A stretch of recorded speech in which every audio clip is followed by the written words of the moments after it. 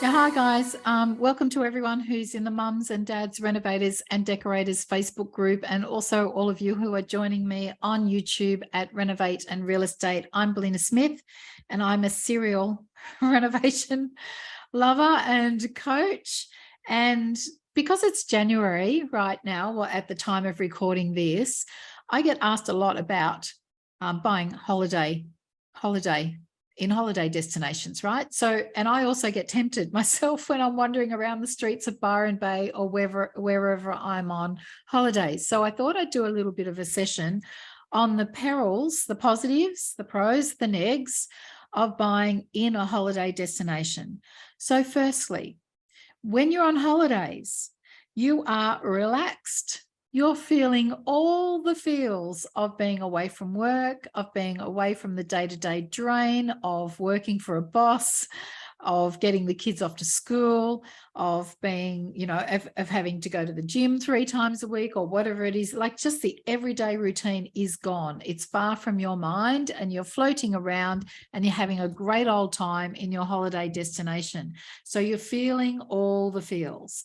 You are most likely to be emotionally connected to a property that you see in the real estate window as you're wandering back from dinner with a glass of wine. No, not in your hand. You would have left that at the restaurant after having a couple of glasses of wine or beers, and you're wandering home, and you just, like, it's romantic and it's just so lovely. And you think, what I really love is to be able to come and go from this place as I please. So the answer to that is to buy a property right there and there, then and there, in that location. People do it all the time. The real estate agents know that they're not allowed to let you go home. The real estate agents know to show you properties when you're there, when you're all hot and you're excited about the location. They won't let you go home and think about it for a week. They will want to take you to open houses right then and there. So they understand that you're feeling all the feels and that you're more likely to make an emotional buy. So firstly, think with a business head or a business-like mindset and pull the emotion out of it. Understand and see and know that you're feeling all of those feels, and that's not your everyday feelings in relation to doing proper property research, really good sound due diligence on an area. Because things you're looking out for are, what's the property like now compared to in the off season? What's the area like now in compared to the off season? Things are buzzing around town. It's very, very exciting. Everyone's happy. Everyone's saying hi to each other in the street. During the off season, is it dead? Like, is everyone gone home to their day to day? So it's really important, if you're going to invest your money, that you've considered all of the pros and cons. You might be there with your partner at the time and you both egg each other on. If you've got friends and you're away with friends, it's really easy for them to say, yeah, go and buy a property here. That'd be great. What they're thinking in the back of their mind is, you go and buy a property here, you invest your money, and I'll come up and stay in your property at mates rates whenever I feel like it, or on a whim, or I don't need to book anymore. I'm just going to go and stay at your property, and they'll promise to look after it, which is fine, but looking after it doesn't pay the bills. So think about how awkward it's going to be if your friends, who might be moochers, want to go up there and stay in your property at your expense. What are you going to charge them? Conversations will need to be had, and you will need to charge them something, because the bank is charging you for your investment decision every month when they send you the bill for your mortgage repayments. So, be careful how you feel when you're relaxed, when you're there with friends and family who might egg you on. It's, you've got all the feels. It's romantic, it's fun, you're laid back, you have all the time in the world, you're wandering. Life is different when you're on holidays than when you're at home. And you most probably haven't done really detailed due diligence. You haven't got on the ground and looked through property after property. You haven't been on the internet and looked at all of the key factors that you need to tick off before you think that an area, or before you believe that an area is a good place to invest in. So you know, you're just assuming because of the buzz in the town at that moment that it is a great purchasing place, and it may not be. So you're also observing stuff when it's going really, really well. Shops are busy. What happens in the off season? Are some of the shops vacated? Are the markets still on? Are places rented out all year round, or is it very dependent upon the weather? There's just so much to look into. You're there in great weather. What happens when it's, you know, what's to do in the town when the weather's not so great? If you're there in January, particularly if you're up the coast in Queensland or any of those beautiful locations, or Byron Bay, for example. And it's very, very easy to look into the windows of those real estate agents and get very, very excited because you're feeling great and you've had a little bit of sun on your back during the day while you've been laying on the beach and in the surf. You're psychologically a long, long way away from the everyday seriousness of your life and going to work. So be very, very careful about the commitments that you make. Ask yourself, will I really get use out of a property like this? In reality, how often are you going to go up and back to that property? In reality, 1 week per year, perhaps? What about even people buy properties for weekenders? They call them weekenders, and they're not too far from home. But what happens when kids enroll in soccer, kids enroll in netball and dancing, and they're very, very committed to doing those things? What happens to those weekends? If you don't use the property for all of those months, then, you know, and they're the downtime, then, you know, the property's sitting vacant. And like I said, the bank expects their mortgage repayments no matter what's happening with your property. It's another thing that you have to maintain. So as well as your property at home, if you buy an investment property, you now have two.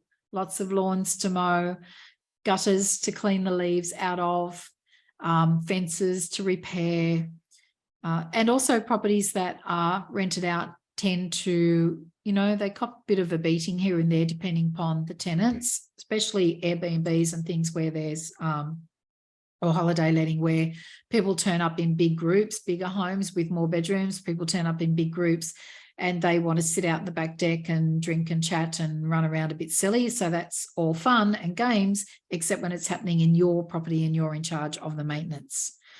Can you find trusted people to take care of it in your absence? You need trusted locals on the ground. Now, if you are paying someone to manage that holiday property, then you are paying them a substantial fee, usually beyond 20% commission is what the managers will charge you to organise cleaners to come and go and supervise your property. That's a big chunk out of your rental income. So when you're looking in those real estate windows and you think, oh, far out, one of these properties, one of these houses, they rent for $5,000 a week. Don't get too excited, because you need to work out what's happening for the rest of the year and average that out. It has to cover you. Those big weeks have to cover you for the quiet times. And those big weeks are also hard weeks to go and get teams of people in there to do the cleaning and change the sheets and you know, do the changeover between tenants. It's just a lot to manage. Don't get sold by the real estate agents on the romance of having a holiday property. You also have to consider land tax. You should make very, very wise decisions in relation to what entity to buy that property in, whether it should be in your own name or the name of a trust, etc. You need time to discuss these things with your accountant. You don't need to be running in there signing contracts for sale without discussing all of those things with your trusted team first. And do you know how much to pay? Like, how well do you really know the market? And is the market puffed up because it's just after COVID and everybody wanted that sea or tree change? Like, is the market real? The market in which you're buying this property, is it real? Or is it just in an inflated market at the time you're looking? And do people list their properties at that particular holiday time because they know that someone who's emotionally charged is likely to pay a little bit more for that property, and that's why they put it on the market then when the town is full of people? So be very, very conscious of what's going on, like the position you find yourself in buying during a holiday time. And, you know, is it the right time in the market cycle to buy? So are you better off to actually go in winter and have a look at the property in the off season? You also have to think about, is that property going to grow? While your money, there's lost opportunity. There's lost opportunity if your money's tied up in a property like that. And it's okay if that property does really, really well for you, but there might be another property here, there, or there, where you could make some better financial returns, but you've emotionally made a decision to buy a holiday property. And also, when you buy a property, it's not like shares where you can dump them and get rid of them pretty quickly, sell them. Properties are harder to move. They take days on market to move, and you might have to do some repairs and preps to get that property back on the market, selling at its best and looking its best, particularly if it's been rented out for a little while. So you just have to think about, if I buy this, am I missing out on that, or that? Like, is all of your finances, are your finances going to be tied up in that one particular property? People do it a lot when they think about, I'm going to buy this property and I'm going to hold it and I'm going to retire there one day. They justify it that way. Think about lost opportunity. You may make so much money doing something else with your funds, like renovation flips or buying where rental returns are amazing. You can do better, perhaps, if you do due diligence and better research than where you are standing in that area that you just have an emotional connection to because you're away on holidays. So it's all about capital growth. It's all about opportunity cost of having your money tied up there. It's about being able to move and how often you're going to use it, whether it's really going to be the right thing for you, the right decision. And short-term rental returns don't pay the mortgage for 12 months. So you have to learn how to budget your rental income to make sure that those repayments are kept for the 12 months. You might get sick of living, if you stay in the property, next door to other properties that are let out on weekends. Same.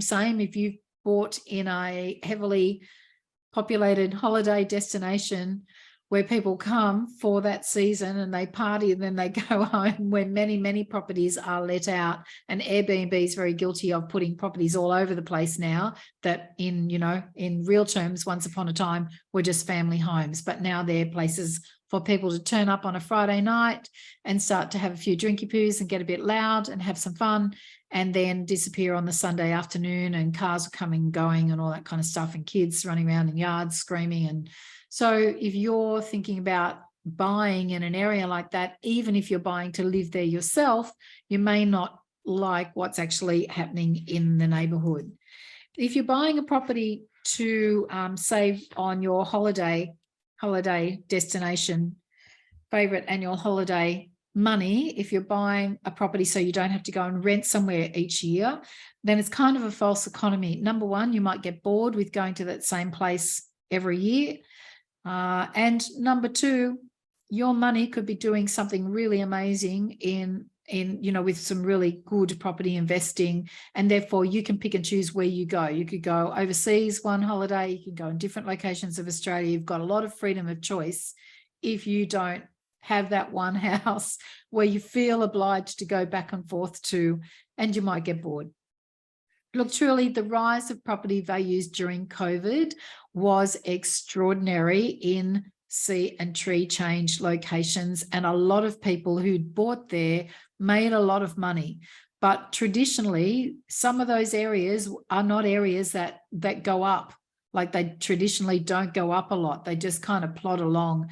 There are some locations, I was just at the Central Coast, and there's a few little towns in the Central Coast that didn't do anything for years. People bought 20 years ago and sold for not much more, if sometimes even just a break even. Like, nothing happened for years, and then COVID happened and everything went boom. But is it going to continue in those particular towns in the future? So sometimes the past does dictate where we're heading. So be really careful about choosing places that have some really good sound employment, not just one industry and not just tourism, but some really good earthy sound employment that keeps locals staying there and the place functioning independently of tourism. So yeah, regardless of whether it's a holiday home or not, check all of the details. Think about what it's going to be like during the quiet periods. Think about the extra costs of owning two homes if you've already got one at home, and the extra time and maintenance and the extra burden. And just don't make emotionally charged decisions on the spot. Those real estate agents will love you doing that. Stay strong, people, stay strong. So I hope you've got a bit out of that. I mean, I like holiday destinations. I'm forever looking in those windows, but am yet to be tempted, because I'm all about the numbers in the end. Bye, guys. Thanks for tuning in, and watch the next video. Thanks. Bye.